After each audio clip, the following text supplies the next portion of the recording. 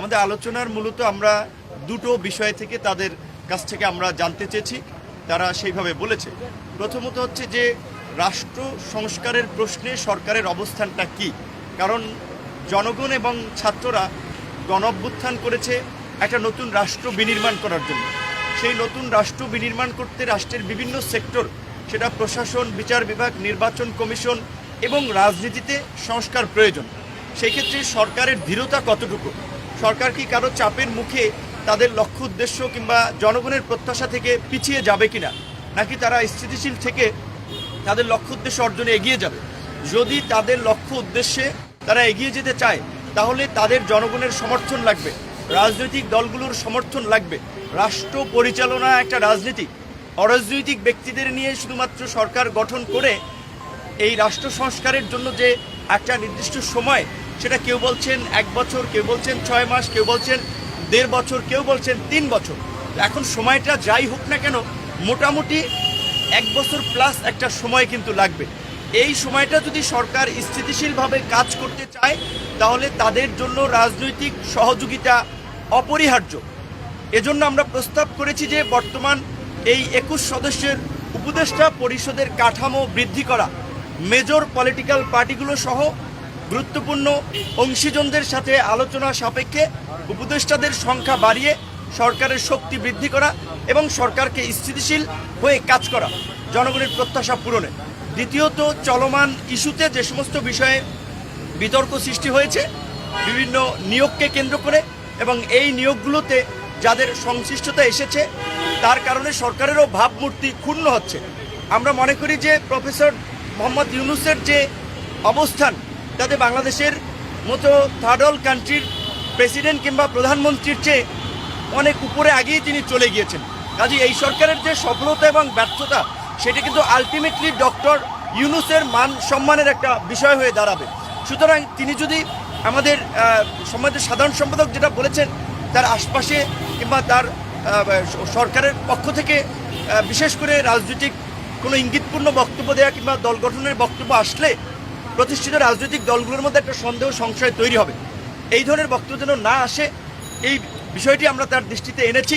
বাংলাদেশকেও স্থিতিশীল করার জন্য দেশি বিদেশি যে নানান ধরনের তৎপরতা চলছে, সেটি নিরসনের জন্য একটা দক্ষ এবং জনবান্ধব প্রশাসন ব্যবস্থা নিশ্চিত করা, তার জন্য আপনার নিয়োগে স্বচ্ছতা আনা এবং আওয়ামী লীগকে যারা পুনর্বাসন করার জন্য এই যে কাজ করছে, সেটা সরকারের মধ্যে থেকেও অনেকের বিরুদ্ধে অভিযোগ আসছে, সেই বিষয়ে যেন তারা পদক্ষেপ নেয়। সামনে দুর্গাপূজাকে কেন্দ্র করে আপনারা ইতিমধ্যেই শুনেছেন অনেকের শঙ্কা যে এখানে বিদেশি ইন্ধন এবং দেশের মধ্যে পতিত স্বৈরাচারের দোসররা নানান ধরনের অঘটন ঘটাতে পারে। তাই সরকারের পক্ষ থেকে আমাদেরকে এই বিষয়ে সহযোগিতা করার জন্য, সজাগ থাকার জন্য বলা হয়েছে। আমরা পুরো দেশবাসীকে বলবো, এই দেশে বিগত 53 বছর ধরে হিন্দু, মুসলিম, বৌদ্ধ, খ্রিস্টান সবাই মিলেমিশে শান্তি সম্প্রীতির সাথে বাস করেছে।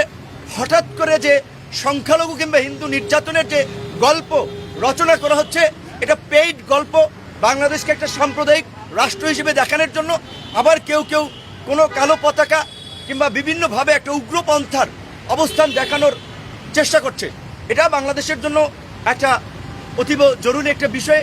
এই বিষয়গুলোতে সবাই যার যার জায়গা থেকে খেয়াল রাখবেন, এবং বিশেষ করে সংখ্যালঘুদের মধ্যে দেখেন বৌদ্ধ, খ্রিস্টান, অন্যান্য ধর্মের মানুষের এত উদ্বেগ নাই যেটা কিছু হিন্দু নেতারা দেখাচ্ছেন।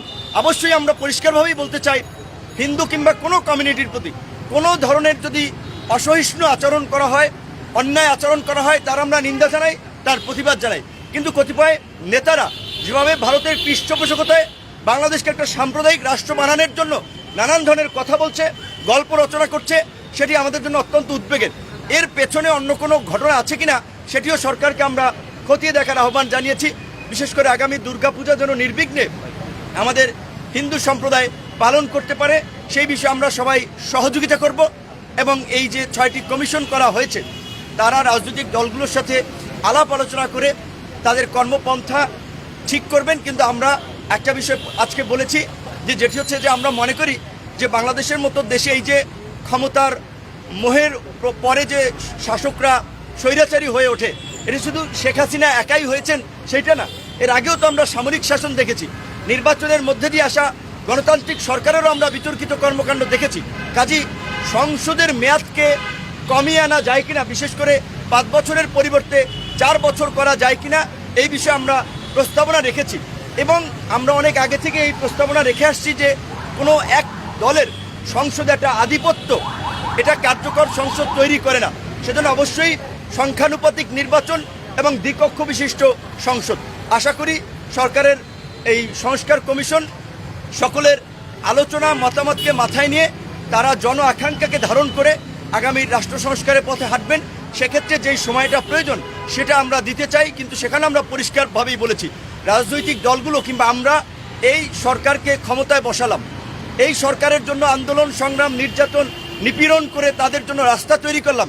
সেই সরকারের সাথে যদি আমাদের দূরত্ব তৈরি হয়, আমরা যদি মন খুলে কথা বলতে না পারি, তাহলে সম্পর্কের অবনতি হবে, যেটা আলটিমেটলি একটা অন্য পরিস্থিতি বয়ে আনতে পারে।